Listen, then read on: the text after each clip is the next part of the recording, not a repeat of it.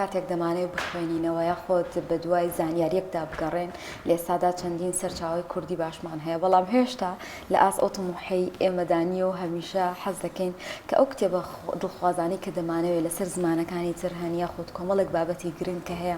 بگێڕدرێتە سەر زمانی کوردی و ئەمەش بتوانین وەکو هەر نەتەوەیەکی تر سوود لەو زانیاری و لەو جۆرە کتێبانە ببینین بۆ ئەمڕۆ باسی گرنگی وەرگێڕان دەکەین بۆ سەر زمانی کوردی تا چەندێک گرنگ و پێویستە بۆی کە ئێمە بتوانین سوودی لێ ببینین. باسێن بابەتە دەکەین بە میوانداری مامۆستای من قادر وەرگێڕ.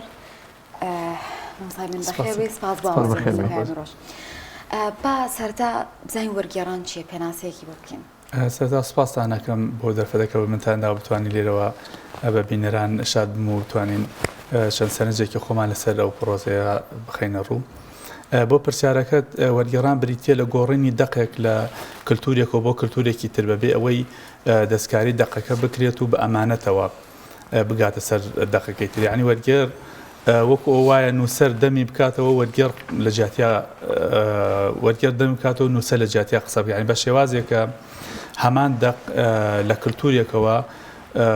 دروست بووە و بێنیتی تۆ لە کللتورێکی تر بە هەمان ڕەنگی تر و بە هەمان شێوازێکی تر بەبێ ئەوەی بنەما فکریەکانی دەقی یەکەم بگۆڕی بیگەڕێنێتەوە بۆ دەقی دووەم و تێکەڵاوبوونی کللتورەکان دروست بێت. زۆر باش مامۆستا دەکرێت بڵین هەر کەسێک کە زمانێکی دیکەی زانی بە تەواوەتی زمانێکی پارایی دیکەی زانی ئەتوانێت وەرگێڕان بکات یاخود کۆمەڵێک بنەمای تایبەت بەخۆی هەیە وەرگێڕان. لە ڕاستە بنەمای تایبەتی هەیە بەوەی کە وەرگێڕ هونەرە. هونەر ئەوەیە کە تۆ بتانی ئەم شێوازە بەکاربێنی ئەم دەقا کە لە دەقی یەکەما هەیە بیگۆڕی بۆ دەقی دووەم بتانی بە شێوازێکی دروست بەکاری بێنی. یعنی کۆمەڵە بنەمای سەرەکی هەیە لەوەی کە بیتە وەرگێڕ. یەکەمە بێ شارەزای هەردوو زمانەکە بی هەم زمانی دایک و ئەم زمانی کە بۆی وەرەگێڕیان ئەو لە زمانی دایکە وەرەگێڕی بۆ زمانێکی دیکە یان لە زمانێکی دیکەەوە ئەهێنی تۆ ئەبێ شارەزای تەواوی هەردوو زمانەکە هەبێ. اینجا شارەزای ڕێزمانی هەردوو زمانەکە هەبێ کە شارەزای ڕێزمانی هەردوو زمانەکە مەرجێتەوە ڕێزمانی زمانی بەکارهاتوو زمانی یەکەم بەکاربێنێ. زۆر جار بۆ نمونە من کە لە وەرگێڕانی عەرەبیە بەکاردێنم زمانی یەکەم تەنها ڕێزمانی قەواعید بنەما قەواعیدەکان عەرەبی بەوە بەکاردێنم کە لە دەقەکە تێبگەم.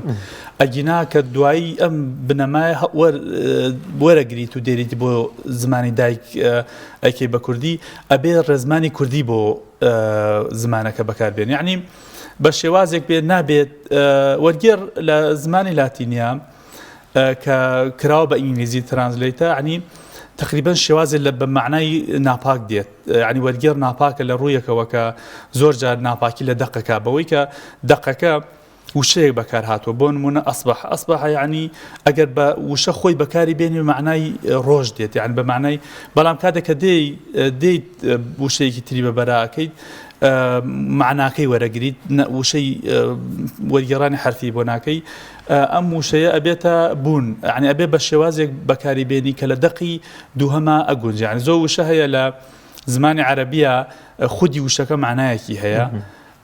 کاتێکە بۆری ئەگێڕی دێریت بۆ زمانی کوردی ئەبێ ئەو معنا بەکاربێنی کە نووسەرەکە مەبەستی بووە لە ڕستەکەیە هەیە. ینی تۆ بێ مەرجنێ و بە تەواوەتی پابەندی دەقەکە بی یعنی بە تەواوەتی لە فاریزەوە بۆ فاریزە زۆر جار ئەکرێ وشەیەکی لێ دەربێنی چونکە ئەگەر هەمان وشە لە زمانی کوردیا بەکاربێنی دەقەکە تێکەچێ معنای تەواو نابەخشێت. باش تا چەندێک پێویستمان بە وەرگێڕانە ئەگەر وەرگێڕان نەبێ سەقافەتەکان لەناو خۆیان ئەمانەوە یعنی لەناو خۆیانە ئەمانەوە زۆر جار بە وەرگێڕان کللتورێک پارێزراوە شاکارێک پارێزراوە. بۆ نمونە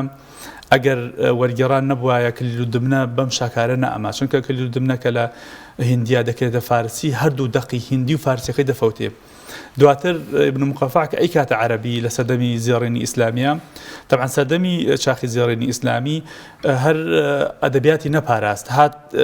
فەلسەفەی یۆنانی پاراست. یعنی فەلسەفەی یۆنانی لە ناوێکە لە کەنیسەکانی ئەوروپا کۆتیان کردبوو لە شوێنێکە سجنیان کردبوو هەر پاشایەکیش دروستە بوو قفڵێکی لەو ئینادا قەشەکانیان وت ئەمانە ئەگەر بکرێن بێرە ناو میلەتۆ وڵاتان تێکەدات لە سەدەمی مەمونە هاتن بڕیاران داوتیان هەموو دقە ئەوروپیەکان هەموو دقەکانی تر ئەکەڕێنەوە بۆ زمانی عەرەبی گرنگیەکی گەورە بە زمانی وەرگێڕی یعنی سەردەمانی وەکەوتێ سەردەمی عەباسیەکان سەردەمی زێڕینی پێشکەوتن بوو چونکە بە قورسایی کتێبەکە هەڵتون ئەبەخشرا بەو کەسێک کە کتێبێک وەرەگێڕێ هاتن ئەوانش وەک پلانێک وتیان ئەگەر ئەم کتێبانە بڕاتەنەوە هەر وڵاتێ ئەو وڵاتە تێگەدا و لە ناوێ بات وتیان بۆ نەیدێن بە موسڵمانەکان ئەوانیش بیریان کردو لەوەی هەمویان نات بۆ وڵاتانی ئیسلامی دەوڵەتی عەباسیش توانی فەلسەفەی یۆنانی جارێکی تەزیین بکات و ئەگەر دەوڵەتی عەباسی و ئەمن نەبوایە ڕەنگە فەلسەفەی یۆنانی بەم شێوازە نەگەشتاتە دەستی ئێمە کلیل و دمنێش بە هەمان چیرۆکی بەسەر هات بوو دقە فارسەکەی فەوتا بوو دقە هیندیەکەی فەوتا بوو بەڵام دواتر لە عەرەبی و هەم دیسانێکەوە بە فارسی و بە عەرەبی یعنی پاراستنی کلتورەکانە لەگەڵەوەی کە ئەگەر وەرگێڕان نەبوایە سەقافەتەکان لە یەک شوێنە پایانە خواتەوە و کۆتایی هات ئەم جارە هات کلتورەکانی پاراست بۆ نمونە ئێمە ئەگە بمانەوێت دقێک وەربگێڕین لە بەرازیلیەوە لە ئینگلیزیەوە لە عەرەبیە وەرەگێڕین ئەم کلتورە جارێکی تر زیینوی ئەەکەینەوە جارێکی تر نووسەرەکە لە کلتورێکی ترا زیینو ئەەکەینەوە لە بە وەرگێڕان زۆر باش مامۆستا دەکرێت بڵین کتێبخانەی کوردی پێویستی بە چ جۆرە کتێبێکی هەیە کە وەربگێڕ یاخود تا چەند پێویستی بە وەرگێڕان هەیە کتێبخانەی کوردی لە ئێستادا پێویستمان زۆرە تەمەنە هەموو سەردەمەکانە پێویستی زۆری بە وەرگێڕان هەبووە بە تایبەتی ئەگەر سەیری نەوەدەکان بکەین دەبینین وەرگێڕان بە حکمەوەی کە کەم بووە زۆر جار خوێندکار پێویستی بەوە بۆ کە پەنا باتە بەر زمانەکانی تر و ئەویش بە زۆر بە ناڕەحەت دەیتوانی سەرچاوی دەستکەوێ ئێستا کۆمەڵە دەستگای زۆر باش لە ئاران کە کارەکەن بۆ ئەوەی بتوانن لە هەموو کلتورەکانەوە وەرگێڕان بکەن لە هەموو زانستەکانەوە لە هەموو بوارەکانە بتوانێت وەرگێڕان بکەین یعنی وەرگێڕان وای لێ هاتووە کە لە هەموو کایەکانە لە هەموو کایەکانی ژیانماناچی لە ڕاگەاندنەکان دەستگا ڕاگەاندنەکان وەک وەرگێڕانی خێرا وەرگێڕانی ڕاستەوخۆ چی لە دەستگای نووسین و تەحریری لە هەموو دەستگاکانە پێویستێکی زۆرمان بە وەرگێڕانە بەوەی کە بتوانین لە کلتورەکانی ترۆ زانستی نوێ وەکو وڵاتی ئێران ئێستا ئێران دەستگای گەورەی هەیە بۆ وەرگێڕان و حکوومەت پشگیرێکی گەورەی ئەکا بەوەی لە هەموو بوارەکانە وەرگێڕان بکرێ ینی گەیشتۆتە ئاستێکە پێی عیب نەبێ وشەی کوردی بەکاربێنێ وشەی عەرەبی بەکاربێنێ وشەی ئینگلیز ئەگەر هەر لە فارسیشان نەبووە توانێت وشەی ئینگلیزیەکە دێنێ بەڵام لە زۆر کولتورە ڕەنگە پێی عیب بێکە وەرگێڕان بکات یعنی بە شێوازێک بێ بۆ نمونە زمانی کوردی زمانێکی گەورە و فراوانە بوا بیر بکاتەوە کە زمانی کوردی زمانێکی فەقیرە و زمانێکە لە ئاستی وەرگێڕانە هێشتا نەگەشتۆتە واستە ئەمە شەرم بۆ خۆمان نەگەڕێتەوە یعنی بۆ خۆمان کە زۆرجار شەرم لەوە ئەکەین کە نەتوانین زمان خۆمان بەکاربێنین و ئەسپی خۆمانی تیا تاو بدەینیان ئەوەی سەرکەوتوو بەکاردێنیان هیچ نەبێ ڕێگە خۆشەکەین بۆەوەی کەسانێتتر بە دوای ئێمە بێت و ئەو غەڵەتێک ئێمە کوردمانە ڕاستی کاتەوە باش بەدەمەوە هاتنی خوێنەر چۆنە واتە کاتێک کتێبێک وەردەگێڕێتە سەر زمانی کوردی تا چەند خەڵک حەز دەکەن ئەم کتێبە بخوێنەوە یاخود دەیکڕن دەیانەوێ بەدوایە بچن تاوکەوەی وەرگێڕ بزانێ ئاسیم کتێبی چۆن بوو یاخود ئایا کاری وەرگێڕان گرنگی پێدەدرێ بەڕاستی لای خوێنەرەوە لێرەوە ئەکەوێتە سەر ئاستی خوێنەرەکە حەزی لە چی بوارێکە بە تایبەت یعنی زۆر جار ڕوو لە ڕۆمان و لە کۆمەڵشتی ئەدەبی زیاتر ئەکرێت وەک لە کتێبەکانی تر بەڕاستی یعنی دەستگاکان ڕۆڵی گەورەیان هەیە بەوەی کە یەکێک لە کێشەکانی ئێمە قەیرانی دارایی و ئەو قەیرانێک لە دوایەکانە کە تووشە بێت بەڕاستی زۆر جار دەستگا بیل لە باخەڵی گەنجان ناکەنەوە ئێمە لە ناوەندی ئەدیبان عنی ڕێگەیشمان بۆ کردوێتەوە کە بتوانین بیل لەوە بکەینەوە کە گەنج بتوانێت بە ئارەزوی خۆی نەک بەوەی ڕەزیلی لێ بکە ئێمە کتێبێکی کرچ و کاڵ بدەینە خوێنەر نا بەو ئاستەی کە بتوانین کتێبێکی باش لە ئاستێکی باشە بدەین بە خوێنکار لە هەمان کاتا خوێنەر بتوانێ لەگەڵ کتێبەکەی ئێمە چەند کتێبێکی تر بکڕێ ینی لە هاوکاری خوێنەر ببین زۆر کتێب هەیە بەڕاستی کتێبی شاکارن ینی کتێبانێکن کە هەرچەنە پارەی پێ بدەی کەمە بەڵام کاتێکە خوێنەر سیرەکان نرخەکەی زۆر گرانە نایەوێت دەستی بۆ بوات ینی ئەیەوێت بە شێوازێک بیل لە باخەڵی گیرفانی خۆی بکاتەوە لە بەرامبەریشە بیل لەوە بکاتەوە کە شتێکی دەستکەوێ ئەمە کەوێ دەسە دەستگاکان ئەبێ کار لەسەرەوە بکەن کە خۆشیان لەبیر نەچێ لە هەمان کاتە خوێنەریشان لەبیر نەچێ بتوانن کار لەسەرەوە بکەن کە نرخێدا بنێن بەرامبەر بە هەردووکیان لایەنێکی تریش ئەگەڕێتەوە سەر وەرگێڕەکان بەڕاستی ئەوە ئینسان ناتوانێت خۆی بڕیار لەسەر بدا ئەوشەوێ خوێنەر بڕیاری لەسەر بدا وەرگێڕ هونەرمەندە وەرگێڕانیش هونەر یعنی هیچ هونەرمەندێ نییە لە ئیشەکانی خۆی ڕازی بێ بەڵام هەر هونەرمەندێکیش باوەکەی باسی ئیشەکەی خۆی بۆ یەکەی ئەڵێ من هەموو ئیشەکانی خۆم بەدڵە بەدڵ نییە بەڵام هەموو ئیشەکانی خۆم خۆشە ینی منیش نزیکی 6 کتێبێکم هەیە هەموو کتێبەکانی خۆم خۆشەوێت بەڵام ئێستا گەر دەستنیشانی بکەم کام کتێب لە هەمویان باشتر ناتوانم ئەوە خوێنەرە دوجا بڕیارەدا لەسەر ئاسی کتێبەکان لەسەر ئاسی شێوازی وەرگێڕان بزانین چی شێوازێکەیە بۆی کاری لەسەر بکەین زۆر باشە هەوسای من وەڵا گەر باس کەمێک باز لە ئەزمموی خۆت بکەی لەگەڵ وەرگێڕانی کتێبات و زیاتر چ جۆرە کتێبێک گۆڕەگەریتە سەر زمانی کوردی و گرنگی بە چ بابەتێک دەدەیوە دەزانیت کۆمەڵگای ئەمە پێویستی بە چ بابەتێکەیە وەڵی من لە 2010 خەریکی وەرگێڕانم سەرەتا فیلم کارتۆنم بۆ ناوەندی ڕاگەانی ئاراوەرەگێڕان بێ فەقی وەگەر باز لەو بکەوەژە تەسیری هەبوو لەسەرەوەی کە دواتر درێژە بابەتی کتێب بەڵێ خۆی خاڵی سەرەکی ئەوەیە کە تۆ خوای گەورە فەرمێ اقرأ وربك الأكرم بخوێنە بە ناوی ئەو خوایی کە ڕێزی لێ ناوی یعنی لەگەڵ خوێندنەوە ئەیتوانی ناوێکی تر یەکێ لە سیفەتەکانی خوای پەروەردگار بەکاربێنن بەڵام کاتێک کە ناوی نووسینی بەکارهێنا ناوی خوێندنەوەی بەکارهێنا هات بە خوێنەری وت هات بە خەڵکی وت ئەگە تۆ هات بە ئاسی ئەو خوێندنەی کە هەتا ڕێز لێگیراوە بی یعنی هەرچی تۆ لەگەڵ کتێبابی مەقولەیەکی جوانەیە لە کتێب لە کاتی خوێندنەوە سەری بۆ داخی بەڵام لە ناو کۆمەلگا سرت بەرز دەکاتەوە ئەمە شتێکی پیرۆزە ئێمە میلەتێکی یعنی کۆمەلگەی ئیسلامی کۆمەلگەیەکە کە 3 جار پێی وتراوە بخوێنە ئەمە کاریگەری گەورەی هەبوو کە تۆ پەروەردەی ناو مزگەوت بی ئەبێ بە شێوازێک بی کە هەمیشە سوودت بۆ چواردەور هەبێ نووسینیش وەک نەجیب مەحفوظ ئەڵێ ئینسان لە دنیایەک جار ئەزمموی ژیانەکە یەک ئەزمموی ژیانی بەشی ئەوە ناکە کە هەموو چێژەکان وەربگرین دەبینی کەسێک 70 ساڵ تەمەنی کردووە ئێشتا هەر برسیەتی بۆ ژیان بەڵام خەڵکانە تریشەیە کەمتر لەو تەمەنیان کردووە ڕەنگە لە ژیان تێر بوون بۆ لەبەر و ئەزمموی ژیانی تریان وەرگرتووە لە یەکەم مرۆڤایەتی و هەتا کۆتا مرۆڤایەتی یەک جۆر مرۆڤن ئەتوانن جارێکی تر بژین ئەویش ئەوانن ئەخوێننەوە بە ئەندازەی ئەو کتێبەی کە تۆ دەخوێنیتەوە ئەزمموی ژیانی کەسانی ترەکەیت ئێمەش کە لە مزگەوتەکانە پەروەردە بووین پەروەردەی ئەوە بووین کە بتوانین سوودی کۆمەلگەمان هەبێ سەرەتای ئیشەکانم لە ناوەندی ڕاگەرنی ئارا بوو فیلم کارتۆنی پەروەردەیی بوو کۆمەڵە فیلم کارتۆن بوو دواتر دەستمان کرد وەرگێڕانی چیرۆکی مناڵان و پاشان ئەتوانم بڵم هیچ چین و توێژێکم بێبەش نەکردووە لەوەی کە وەرگێڕانی بۆ بکەم هەر لە مناڵان و لە گەنجان و لەوانەی کە ئەچنە تەمەنە و لە هەموو بوارەکانە ئەسپی خۆم تاداوە ئەویش خوێنەران ئەتوانێت بڕیار بدا کە ئیشەکانمان تاچی ئاسێ بەدڵیان بووە مامۆستا ئێستا ئەو کتێبانە بینن بینەرە حەزەکەم ئاماژەیەک بۆ کتێبانە بێ کە ئەمڕۆ لەگەڵ خۆت هێناوتە وێرە وەڵی کۆمەڵە کتێبن کە وەک ئەوە نەبێ بڵێم جیاوازیان نەکەم عادەتەن دایک و باوکشە لە نێوان مناڵەکانیان هەیە هەنێکیانم بەدڵ وەرگێڕاوە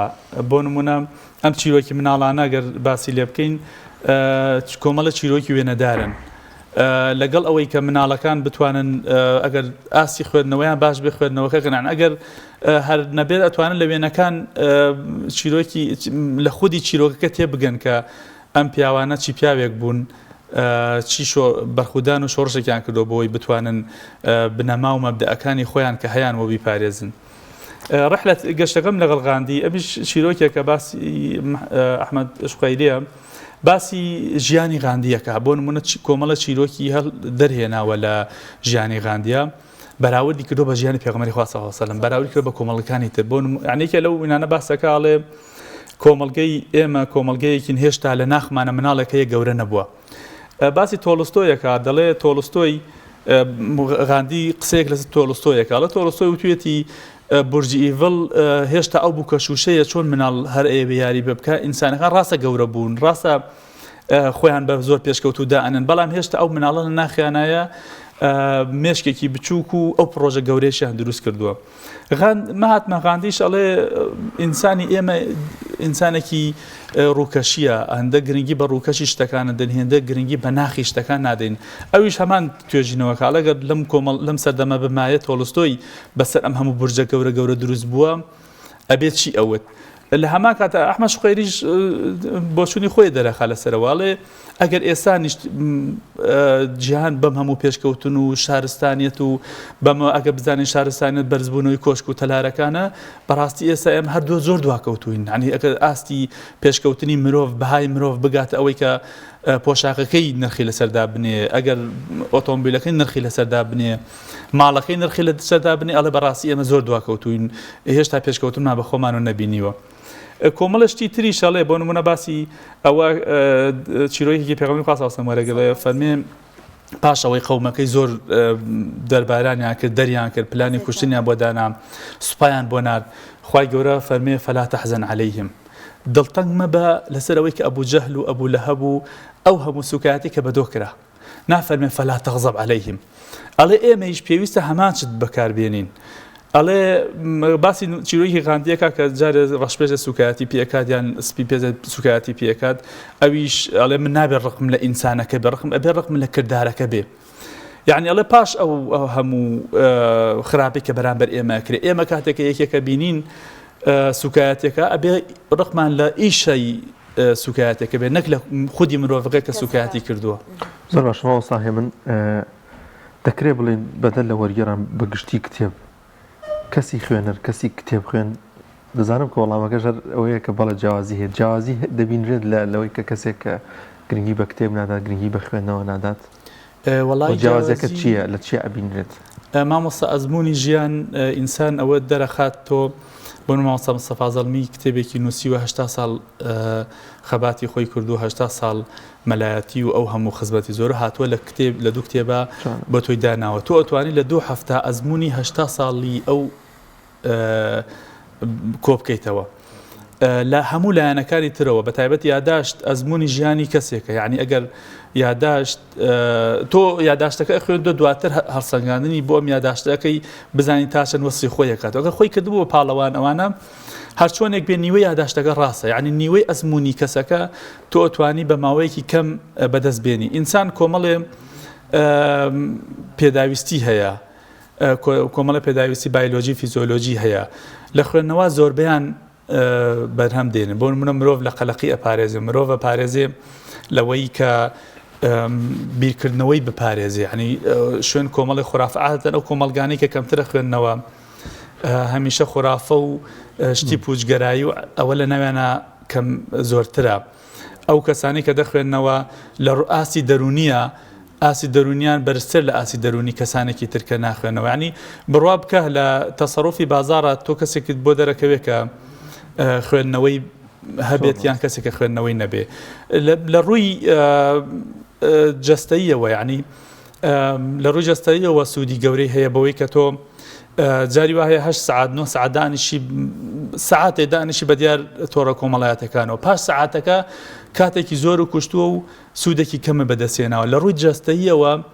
کاریگەری گەورەی هەیە بۆ ماسوولکەکانت، بەڵام خوێندنەوە هەرچەندێ بەسەر کتێبەکەەوە بی، هەرچەندێکی بی بۆ لە بەرەوەی کۆتاییە بینی قانجازێکی زۆرت کردووە، بیلەوە ناکەیتەوە کە کاتت بە فیڕۆداوە هەستەکەی کاتەکانی ژیانی خۆت نووسیوەتەوە. سەبر و تەحەمولی شتەکە، ینی خۆراگرەبی بەدڵ نایەوە. ینی تۆ لە ئاسی نووسینە تەمەنی هەمومان دەڕوات. من زۆر کتێبم کە وەرم گێڕاوە لە جێگەیەک بووین، ئێمە لە کۆلێجی سەربازی بووین لە قۆناغی سەرەتا کە ئەڕۆیتە ئەوێ، ئەوەی کە ئەو کۆلێجی تاوا کردو دەزانێت قۆناغێکی زۆر ناخۆش و هەستیارە. بەڵام من توانیم ئەو ماوە بنووسمەوە، کتێبێکم وەرگێڕا کۆمەڵگەی چێژی باڵا، باسی کۆمەڵگەی ئیسلامیەکە کە چۆن چێژ لە کاتەکانیان ببینن. یعنی توانیم لەو کاتە ناخۆشە چێژ لە ناخۆشەکانی ئەوێ ببینن. بۆ نمونە لە ئاسی ئەوە بۆم دەرکەوت من هەموو ڕۆژێ هەڵاتنی خۆرمە بینی، هەموو ڕۆژێ لە ناو ساحەی عەرەزاتا بووم، ساعات 6 لە ناو ساحەی عەرەزاتا بووم هەڵهاتنی خۆرمە بینی، کاتەکانم دیاری کراو بوو، چێژم لە کاتەکان مەبینی ئەبێ سعات 9 شەو خەوتبی ئەبێ بەیانی سعات 8 عنی تۆ کاتەکانی دیاری کراو بوو قسەکردن دیاری کراو بوو خوێندن دیاری کراو یعنی وای لێ هاتبوو بتوانی چێژ لە کاتەکانە ببینی. بۆ مسای من بابەتی وەرگێڕانە کردوتە خزمەتکارەکەت و نەتەوەکەت؟ بەڵێ من لە 1990 کە هێزی پێشمەرگی کوردستان دامەزراوە و کۆلێجە سەربازەکان کاریان لەسەر ئەوە کردووە هەموو منهەجەکان هەموو ئەو منهەجانەی کە لە کۆلێجی سەربازەکان دەخوێنرایان کە کوڕاسی سەربازی بوون هەمویان هەر بە عەرەبی بوون. منیش بە حکمی ئەوەی پەروەردەی مزگەوتین لە مزگەوتەکانەوە فێری نیشتمان پەروەری ئەبین. خوای گەورە فەرمێ وەعیدوا لەهم ما استطعتم من قوة. باسی ئەوەکە کە ئەمە یعنی فێری ئەویانە کردین کە ئێمە ئەگەر بڕۆینە هێزێکی سەربازی بڕۆین بۆ پاراستنی نیشتمان بڕۆین بۆ پاراستنی ئەمنیەتی وڵات فەرزێکی کیفایە و لەسەرمانە. یعنی توانیمانە لەو بوارەدا شواردە کتێب کە کتێبی بنەڕەتی و منهەجی سەرەکی زمانی عسکەرین یعنی یەکێ لە کتێبەکان واجبات ئەرکان فی المەیدان کە پێی ئەوترێ کتێبی پیرۆزی عسکەری یعنی سەرچاوی هەموو کتێبەکانە. بۆشایەکە بوو لەو بوارەیە لە سیمکی وەرگێڕانی کتێبی دیکەشتی دیکە بۆ زمانی کوردی بەدڵنایەوە لە بواری سەربازیە کتێب زۆر کەمە بگرە هەتا ئاستی نەبوون کتێب نەبووە ئەوەنە خوێندکارەکە لە کۆلێجی سەربازیەکە بوو بۆ ئەوەی کە عەرەبی دەزانی دەیتوانی دەرچێ بەس ئەوانی تر تەنها ئەوانیانە کردە کوردی دەرچن و باقیەکە ئەمایەوە. بەڵام من توانیم بەو یعنی لەو بوارە کارێ بکەم و چواردە کتێب لە بواری سەربازیە هەم لە هونەری جەنگیە هەم لە بنەما سەربازیەکانە هونەری بەڕێوەبردننی یەکە هەم لە ئەتەکێتی ئەفسەری لە یەکە و دەرەوە یەکە ئەبێ ئەفسەر مامەڵی چۆن بێ. ئەم بوارانە کارمان کردو و بەدەم و هاتنێکی باشی بڵێ هێزی سەربازیش هەبووە کە لەناو ئەفسەرەکانە بڵاوما کردوێتەوە. بەڵام وەکو پشتیوانیەکی مادی حکومی تا ئێستا پشتیوانێکی وا بەدەمەوە نەهاتووە کە بتوانرێ کتێبەکان چاپ بکرێن و ئەوانەی کە ناتوان بە PDF بۆ کتێبی ئەلکترۆنی دەستیان بکەوێ بە کتێب دەستیان بکەوێ و بڕاتە بەردەستیان. کاتاتەوێت لە داهاتوە ئینشاءڵڵا چاپی بکەی لە داهاتوو ئەگەر هاوکاری هەبێ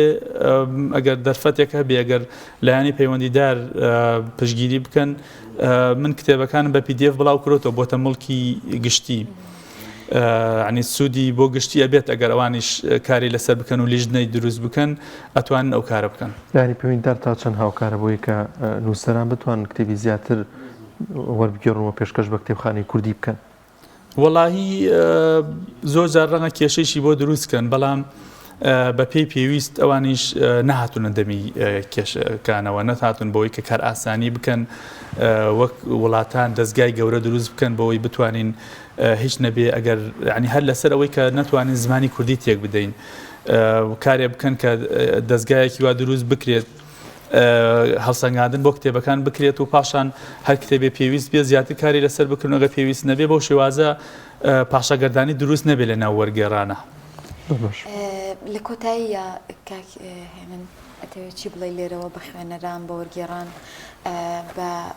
کتێبخانەی کوردی بۆ ئەوی کە گرنگی زیاتر یان کەسێک کە نیەتێتی کتێبێ وەربگێڕێت پێویستە ڕەشایی چی بکات؟ وەڵاهی بەحەقەت هەموو کارێک یەکەم هەنگاوی قورسە ئاین درێژترین سەفەر لە یەکەم هەنگاوە دەست پێکە درەختێکی زۆر گەورەشن نەمامێکی بچووکەوە ئێمەی سەرەتا کە ئاڕۆشینە من سەرەتا کە دەستم کردەوە وەرگێڕان ئێستا گەشتۆ بە 6 کتێب ئەتوانم بڵێم 5 کتێبی سەرەتا ڕووم نەئەهات بڵاوی کەمەوە چونکە ئینسان لە خۆیان ڕانائبینێ زۆر جار یعنی وەرگێڕان شتێک نییە ئینسان لی بترسێ بەو شێوازەی کە بڵێ من لەو ئاستا ناتوانم یان بڵێ خۆ ئەو هەموو وەرگێڕا هەیە من کوێم پێگیرێ ئەوەی کە دەست پێەکە بەڕاستی من دەستخۆشی لێکم و هەر کەسێکیش پێویستی بە من و لە هەر ئاسێکە لە خزمەتیا بم بەڵام ئەوەی هەیە کە وەرگێڕان پێویستە سەرەتا شارەزایی زمانی کوردی باش بیت پاشان ئەو زمانی کە لێوە وەرەگێڕیم یاسایەک هەیە یاسایەکی زۆر سادەیە بۆ نمونە کە تۆ دەقێک وەرەگێڕی لە فاریزە و بۆ فاریزە ئەی خوێنیتەوە کە ئەم دەقەت خوێندەوە خۆڵاسەی ئەوەی کە تێگەیش و لە دەقەکە توانی وەرگێڕی لەسەر زمانی کوردی یعنی زۆر ئالۆزیش نییە بەو شێوازی نەتوانانی لێی دەربازبین. کاکی مەسەبارە بە زمانی کوردی چ کتێبێکێت چ شتێکی باشەیە کە زیاتر زمانمان پاراو بێت ڕای تۆ؟ وەڵاهی کتێبەکان زۆر کتێبمان هەیە کتێبەکان شێ محەممەدی خاڵ ینی کتێبانێکن کە بەڕاستی پێویستە هەموو تاکێ بخوێنێتەوە بچی وەرگێرچی ئەوانەی لە بواری ڕاگادنا ئیشەکەن یان هەر کەسێکە بۆ چێژی ژیانی خۆی کتێبەکانی هەژار مکریانی مامۆستا هەژار کە کاریگەریەکی گەورەی هەیە بەوەی کە بتانی ئینسان زمان پاراوی بکە و هەم بتوانێت ڕۆمان بە هەموو شێوازەکانیەوە مرۆڤ فێری بیرکردنەوە ئەکە مرۆڤ زمان پاراوەکە وای لەکە کە بتوانێت لە ناو ڕۆمانەکە بتوانێت وشەی خۆی دەربێنێت ئەدەبیاتیش هەموو ئەدەبیات بە تایبەتی ئەوانی کە لە بواری شعرا ئیشەکەن زۆرجا هەنێ شاعیر هەن کە یاری بە وشە ئەەکەن یعنی کە ئەڕۆیتە ناوی سێرەکەی ئەوێت چیرۆکی بۆ بگەڕێتەوە بە شعر و بە وشە زۆر باشە زۆر سپاس بۆ بەڕێزکە کێ من قادر وەرگەر سپاس کە ئەم دەرفەتت بێمە بەخشی و میوانی بەرنامەکەمان بوو سپاس بۆ ئێوە